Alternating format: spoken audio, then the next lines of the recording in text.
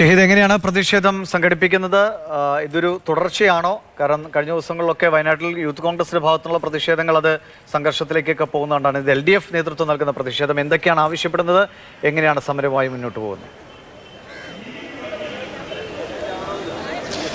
ദിവിഷ്, വയനാട് ചൂരൽമല ദുരന്തത്തിൽ കേന്ദ്ര സർക്കാരിന്റെ നിലപാടിനെതിരെ അതിശക്തമായ പ്രതിഷേധത്തിനുമായി രംഗത്തിറങ്ങാൻ തന്നെയാണ് ഇപ്പോൾ LDF തീരുമാനിച്ചിരിക്കുന്നത്. അതിന്റെ ഭാഗമായാണ് ഇന്ന് കോഴിക്കോട് ആദായ നികുതി ഓഫീസിന് മുമ്പിൽ വലിയ പ്രതിഷേധം, നൂറുകണക്കിന് ആളുകളെ അണിനിരത്തിക്കൊണ്ടാണ് പ്രതിഷേധം LDFന്റെ കോഴിക്കോട് ജില്ലാ കമ്മിറ്റി സംഘടിപ്പിച്ചിട്ടുള്ളത്. MV ശ്രേയാംസ് കുമാർ RJD സംസ്ഥാന പ്രസിഡന്റാണ് ഉദ്ഘാടനം ചെയ്തത്. നമ്മൾ പ്രസംഗത്തിൽ കേട്ടതുപോലെ തികച്ചും രാഷ്ട്രീയ ലക്ഷ്യത്തോടുകൂടിയാണ് കേന്ദ്ര സർക്കാർ നിലപാട് സ്വീകരിക്കുന്നത്. കേരളത്തിൽ BJPക്ക് നിലയുറപ്പിക്കാൻ കഴിയാത്ത രാഷ്ട്രീയ സാഹചര്യം, അതിലുള്ള വൈരാഗ്യമാണ് കേന്ദ്രം കേരളത്തോട് കാണിക്കുന്നതെന്ന നിശിതമായ വിമർശനം അദ്ദേഹത്തിന്റെ ഭാഗത്തുനിന്നുണ്ടായി. നമുക്കറിയാം, LDF നേതാക്കന്മാർ, CP നേതാക്കന്മാർ, സംസ്ഥാന സർക്കാർ പ്രതിനിധികളെല്ലാം കടുത്ത ഭാഷയിൽ കേന്ദ്രത്തിനെതിരെ വിമർശനവുമായി രംഗത്തുണ്ട്.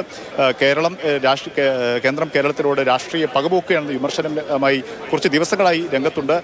LDF ഇപ്പോൾ പ്രത്യക്ഷ സമരത്തിലേക്ക് പോകുന്നു. അതിന്റെ സൂചനയായി നമുക്ക് ഈ സമരത്തെ കാണാൻ കഴിയും. കഴിഞ്ഞ ദിവസം UDF-ഉം കോൺഗ്രസും UDF നേതാക്കന്മാരും അവരും സമരത്തിന് ആഹ്വാനം ചെയ്ത് രംഗത്തുണ്ടായി. പക്ഷേ സംസ്ഥാന സർക്കാരിനെതിരെ കൂടി വിമർശനം ഉന്നയിച്ചുകൊണ്ടാണ് UDF സമര രംഗത്തുള്ളത്.